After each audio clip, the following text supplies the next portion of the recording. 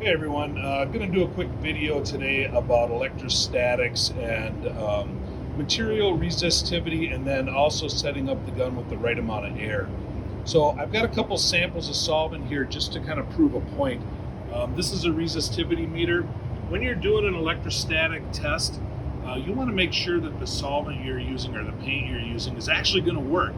So typically I've got this probe here. You're going to stick this probe into the paint until the liquid goes about halfway through that opening or that circle. So I'm just going to dump it in there for now. And you can see I'm going to push this button, and that meter pegged almost to zero, right? So that means it's a really poor or really hot solvent. If you try and spray a paint with that kind of resistivity reading, it's going to ground that gun out and it's not going to work. Right? So I'm going to stick the meter in this bucket.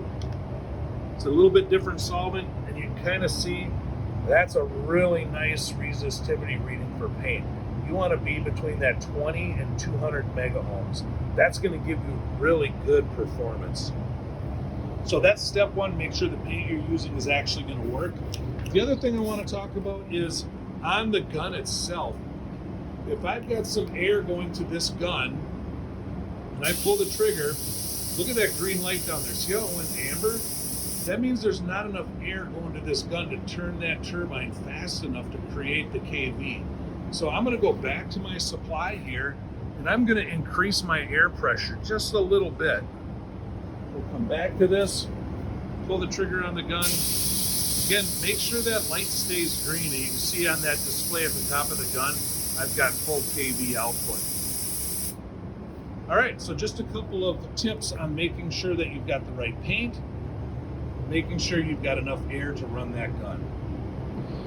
All right, got another video here we want to do about setting up atomization on an electrostatic gun. Just went through a little bit ago about how to make sure you get enough air to run the turbine in this gun. Again, make sure that light stays green. You've got a couple of adjustment knobs. One is your fan pattern adjust. The other is your atom adjust. The atomization air is going to give you control out at the air cap, all right? So I'm going to go ahead and I'm going to open my fan adjust all the way up. So right now, if you look at my pattern, I've got a round pattern.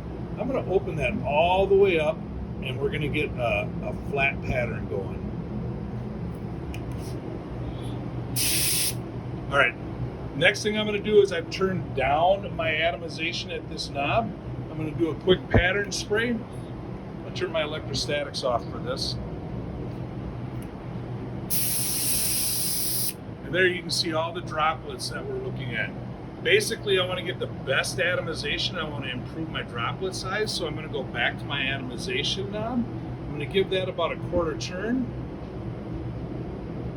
And when I do that, that's basically giving me more air to the cap. Remember, I needed about 55 psi of air to run this gun, but I don't need all that out at the air cap. So basically that restrictor knob is restricting how much air goes out to the cap. So I opened it up a little bit. I'm looking for better, smaller droplet sizes. And I'm basically going to continue to open this a quarter turn at a time until I don't see a droplet size improvement. Give this one more quarter turn. It's the wrong way.